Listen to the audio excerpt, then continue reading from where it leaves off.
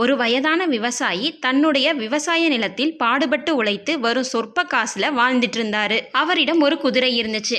அந்த குதிரை திடீர்னு ஒரு நாள் காணாம போயிருச்சு. ஊர் மக்கள் எல்லாரும் அந்த விவசாயி மேல பரிதாபப்பட்டு விசாரிச்சிட்டு இருந்தாங்க. அதுக்கு எல்லாம் அந்த விவசாயி ஒரே பதில் தான் சொன்னான், எல்லாம் நன்மைக்கே அப்படின்னு சொல்லிட்டு பேசாம விட்டுட்டான். அதுக்கப்புறமா ஒரு 3 நாள் கழிச்சு அந்த குதிரை திரும்ப வந்துச்சு. அது வரும்போது தன்னோட 3 குதிரையை கூட்டிட்டு வந்துச்சு. ஊர் மக்களுக்கு எல்லாம் ஒரே ஆச்சரியம், இந்த விவசாயிக்கு பாரு எவ்வளவு அதிர்ஷ்டம் அப்படின்னு.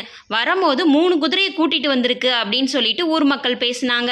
அதுக்கும் அந்த விவசாயி எல்லாம் நன்மைக்கே அப்படின்னு சொல்லிட்டு எதையும் தலையில ஏத்திக்கல. அடுத்த ஒரு 3 நாள்லயே அந்த குதிரை மேல சவாரி செஞ்சுட்டு போன அவனோட மகன் குதிரையில இருந்து கீழே விழுந்து கால் உடைஞ்சிருச்சு. உடனே ஊர் மக்கள் அந்த விவசாயிட்ட, உனக்கு அதிர்ஷ்டம் வந்தா கூடவே துரதிர்ஷ்டமும் வருது அப்படின்னு சொல்லிட்டு துக்கம் விசாரிச்சாங்க. அதுக்கும் அந்த விவசாயி எல்லாம் நன்மைக்கே அப்படின்னு சொல்லிட்டு வேற எதையுமே யோசிக்கல. அப்பதான் திடீர்னு நாட்டுல போர் வந்துச்சு. வீட்டுல இருக்க ஆண்கள் கண்டிப்பா இந்த போர்ல கலந்துக்கணும் அப்படின்னு சொல்லிட்டு மன்னர் ஆணையிட்டாரு. அதனால வீரர்கள் அனைவரும் ஒவ்வொரு வீட்டுக்கா போய் இருக்கிற ஆண்களை எல்லாரையுமே இழுத்துட்டு வந்து போர்ல கலந்துக்கிற மாதிரி செஞ்சாங்க. ஆனா அந்த விவசாயி மகனுக்கோ கால் ஒடிஞ்சு எந்திரிச்சு நடக்க முடியாத சூழ்நிலையில இருந்தனால அவனை மட்டும் விட்டுட்டு போயிட்டாங்க. உண்மையிலே நீ அதிர்ஷ்டம் செஞ்சவன் தான் அப்படின்னு சொல்லிட்டு அந்த விவசாயிட்ட எல்லாரும் சொன்னாங்க. அதற்கு அந்த விவசாயி, இன்பம் துன்பம் அப்படின்றது ஒரு நாணயத்தின் 2 பக்கங்கள் போல, நமக்கு மாறி மாறி அது நடந்து கொண்டே தான் இருக்கும். துன்பம் வந்தாலும் மறுநாள் வரும், மறுநாள் அது மாறும்.